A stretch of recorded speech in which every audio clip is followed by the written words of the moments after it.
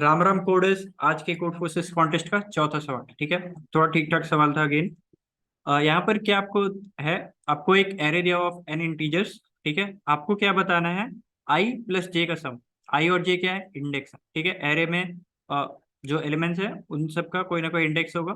तो आई और जे इंडेक्स है, और आई प्लस जे का सम आपको मैक्सिमाइज करवाना है। और एक कंस्ट्रेंट दिया हुआ है कि ith इंडेक्स पे जो एलिमेंट है, मतलब ए ऑफ आई और ए ऑफ जे आपस में क्या होनी चाहिए, को प्राइम होनी चाहिए, ठीक है। तो अगर इस तरीके का सीन हो रहा है तो आपको बताना है कि आई प्लस जे का मैक्सिमम सम क्या आ रहा है। अगर कोई भी आपको ऐसा को प्राइम पेयर नहीं मिल पा रहा है तो यहाँ पर आपको आउटपुट कराना है -1, ठीक है। As simple as that. तो यहाँ पर देखते हैं क्या अप्रोच होना चाहिए। सबसे पहले एक बार मैं बता देता हूँ, अगर को प्राइम आपको नहीं पता है कि दो एलिमेंट्स अगर उन दोनों का आपस में हाईएस्ट कॉमन फैक्टर 1 है, then they are called as coprime. Otherwise they are not coprime, ठीक है। HCF 1 होना चाहिए दो एलिमेंट का, ठीक है। HCF या फिर GCD कह सकते हैं, ग्रेटेस्ट कॉमन डिवीजर या हाईएस्ट कॉमन फैक्टर। अब आगे बढ़ते हैं। अगर मेरे को ब्रूट फोर्स ये क्वेश्चन करना होता, या फिर कोई भी अगर ब्रूट फोर्स सोचता, तो वो क्या सोचता, ठीक है, कि एक एलिमेंट पे वो जाएगा और फिर उसको बाकी सारे एलिमेंट से कंपेयर करेगा, और जिस जिसके साथ को प्राइम है, जैसे आई एलिमेंट पे गया, ठीक है, एक पूरा का पूरा फॉर लूप चलेगा एरे पे। आई जीरो से लेके मतलब n-1 तक, या फिर 1 से लेके n तक आप कह सकते हैं। वहां पर अपन क्या करेंगे, हर एक इंडेक्स के साथ इसको कंपेयर करेंगे, हर एक इंडेक्स के एलिमेंट के साथ अगेन इसको कंपेयर करेंगे। अगर उन दोनों का GCD 1 आ रहा है, ठीक है, देन क्या कह सकते हैं अपन कि आई प्लस जे, ठीक है, आई प्लस जे का सम अपन ले लेंगे, ठीक है। आई प्लस जे का सम जो है हम लोग को मैक्सिमाइज करना है, इसी कंस्ट्रेंट के साथ हम लोग काम करेंगे। अब यहाँ पर जैसे कि मैं इस एग्जांपल को लूँ, तो 3, ठीक है, 3 जो है, इसके लिए एक अपन एक बार चेक करते हैं। तो 3 के साथ एक बार चेक कर रहे हैं, 3 और 3 आपस में को प्राइम नहीं है, दोनों का कॉमन फैक्टर क्या आ जाएगा, 3। तो कोई फायदा नहीं। 3 और 2 आपस में को प्राइम क्या है, आपस में ये दोनों को प्राइम है। यस, ये दोनों आपस में को प्राइम है। तो आई प्लस जे का एक सम क्या मिल रहा है हमें, ये मिल रहा है 1 + 2 3। यहाँ पर अगेन अपन थोड़ा आगे बढ़ते हैं। दिस इज 3 and 1, दोनों का HCF क्या हो गया, दोनों का HCF हो गया अगेन 1, ठीक है। और आई प्लस जे का वैल्यू क्या हो गया, 4, ठीक है। 3 + 1 4। यहाँ पर अगेन फिर अब 2 के लिए इसी तरीके से चेक करते हैं। 2 और 2 आपस में हाईएस्ट कॉमन डिवीजर 2, ठीक है, नहीं लेना है। 2 और 1 आपस में हाईएस्ट कॉमन डिवीजर 1, ठीक है। तो आई प्लस जे का वैल्यू क्या हो जाएगा, आई प्लस जे का वैल्यू हो जाएगा आपका 2 + 3 5, ठीक है। यहाँ पर 1 आ गया, ठीक है। 1 और 1 आपस में HCF 1, ठीक है। आपस में 1 1 को को प्राइम बोलते हैं या नहीं बोलते मुझे नहीं पता, पर यहाँ पर 1 और 1 आपस में को प्राइम पेयर है, ठीक है। तो यहाँ पर आई प्लस जे का वैल्यू क्या आएगा, 3 + 3 6, ठीक है।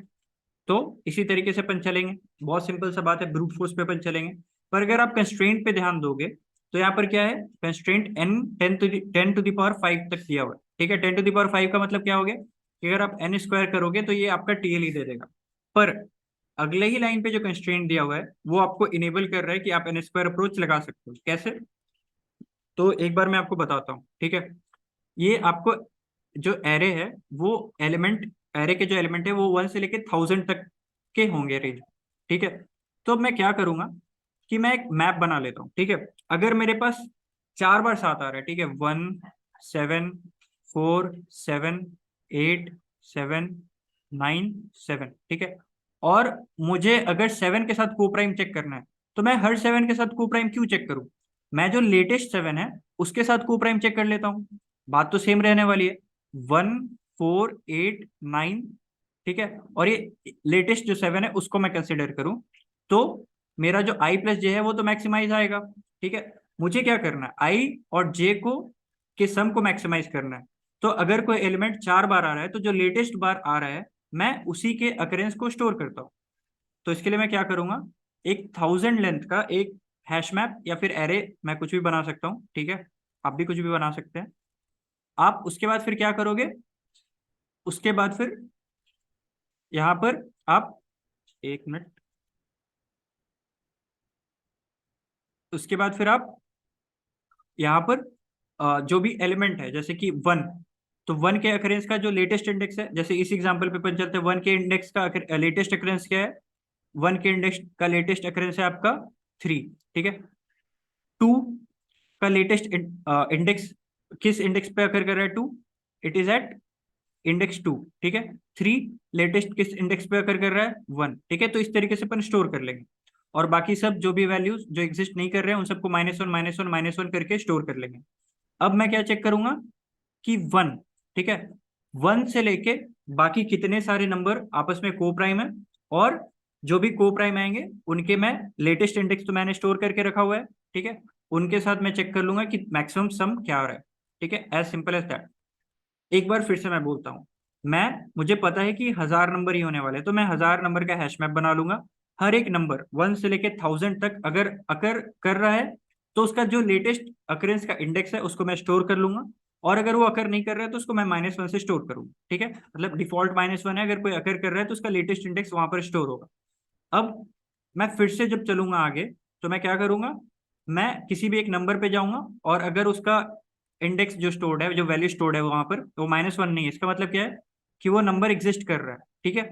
अब उससे मैं चेक करूंगा कि बाकी कितने सारे नंबर हैं जो कि को प्राइम है, और आई प्लस जे को यहाँ पर इस कंस्ट्रेंट के साथ मैक्सिमाइज करूंगा। आई होप कि आपको ये बात समझ में आ रही होगी और इसका रिलेवेंस समझ में आ रहा होगा। क्यों रिलेवेंस है इसका? क्योंकि यहाँ पर ए आई का कंस्ट्रेंट यहाँ पर 1000 दिया होगा, ठीक है, सॉरी। तो यहाँ पर क्या हो गया कि आप अगर एन स्क्वायर भी करते हो, क्योंकि आपका 1000 एलिमेंट का हैश मैप है, तो अगर आप एन स्क्वायर भी करते हो तो हो जाएगा 10⁶, ठीक है। टी का वैल्यू अगेन आपको दिया हुआ 10, ठीक है। तो ये आपका एट मैक्स जा सकता है 10⁷ के रेंज में, जो कि well within our time frame है। और यहाँ पर ये भी आपको दिया हुआ है कि sum of all n over all test cases doesn't exist 2 × 10⁵, that is मतलब सोने पे सुहागा। अगर पूरा भी दे देता तो वो भी कोई दिक्कत नहीं होता अपने को, ठीक है। क्योंकि हमने क्या किया है, ये 1000 वाले हैश मैप को 2 बार इटरेट किया, मतलब आई स्क्वायर एन स्क्वायर इटरेट किया है, और अगेन एक टेस्ट केस 10 का फिर से अगर इटरेशन लगा भी देते तो भी ये 10⁷ ही जाता, which is well within our time frame, ठीक है। अब इसको कोड करने का अलग अलग तरीका हो सकता है, आप अपने तरीके से लिखो, दैट वुड बी बेटर। मैं अपने कोड से आपको वॉक थ्रू करवा देता हूँ, बट उससे पहले मैं बता देता हूँ कि हम लोग एक बिकम ड्रीम कंपनी रेडी करके एक सीरीज चला रहे हैं, जहाँ पर लोगों के जो ड्रीम कंपनी होते हैं उसमें जाने का क्या प्रोसेस होता है, किस तरीके से आपको एक्टिवेट करना चाहिए, एक्टिव रहना चाहिए, अप्लाई करना चाहिए, कब, कैसे, और किस तरीके से आप वहां पर से सिलेक्ट हो सकते हो, क्या रिसोर्स लगेंगे, क्या एक्सपीरियंस है पास्ट, हर चीज को काफी एक कंडेंस वीडियो के फॉर्म में हम लोग ला रहे हैं। तो अगर आपने उन सब वीडियो को नहीं फॉलो किया, अमेजॉन, माइक्रोसॉफ्ट, गूगल, उबर, डी शॉ, और अभी अपकमिंग एटलासियन, इन सबको हमने कवर किया है। अगर आप इन सब में इंटरेस्टेड हैं आप फॉलो कर सकते हैं, और फर्दर आपके इंटरेस्ट की कौन सी कंपनी है जिसको हम कवर करें, वो आप इस वीडियो के या फिर कोई भी वीडियो अगर आप फॉलो करते हैं तो उसके कमेंट पे जाके बता सकते हैं। Will try to make a video on that, ठीक है। कोड जो है इसका इतना छोटा सा है, ठीक है। मैं आपको एक बार दिखाता हूँ कोड में मैंने किया क्या। यहाँ पर सबसे पहले मैं इनपुट ले लिया एन, ठीक है, मतलब कितने एलिमेंट है। उसके बाद फिर मैंने एक हैश मैप बना लिया, ठीक है। अब आप बोलोगे हैश मैप एरे ही तो है, ठीक है, एरे ही। हैश मैप मतलब मैं वहां पर कुछ की के करस्पॉन्डिंग कुछ वैल्यू स्टोर करूंगा, बस उसको मैं हैश मैप यहाँ पर बोल रहा हूँ, ठीक है। तो उस एरे में मैं क्या करूंगा, इंडेक्स स्टोर करूंगा, ठीक है। जो एलिमेंट है वो मेरे 1 से 1000 के रेंज में होंगे, तो इसका मैंने साइज 1001 डिक्लेयर किया है। एक पर्टिकुलर एलिमेंट के इंडेक्स अकरेंस का लेटेस्ट जो इंडेक्स होगा उसको मैं स्टोर कर लूंगा यहाँ पर, ठीक है।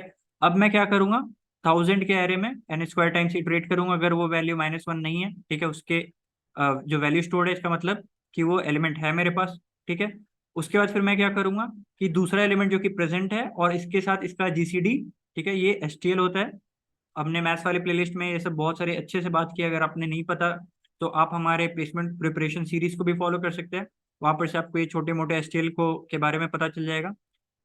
तो यहाँ पर से अगर इन दोनों नंबर्स का नंबर कौन है, आई और जे, ठीक है, नंबर पे पेनिट्रेट कर रहे हैं, यहाँ पर जो भी वैल्यूज है ये नंबर्स हैं अपने, ठीक है।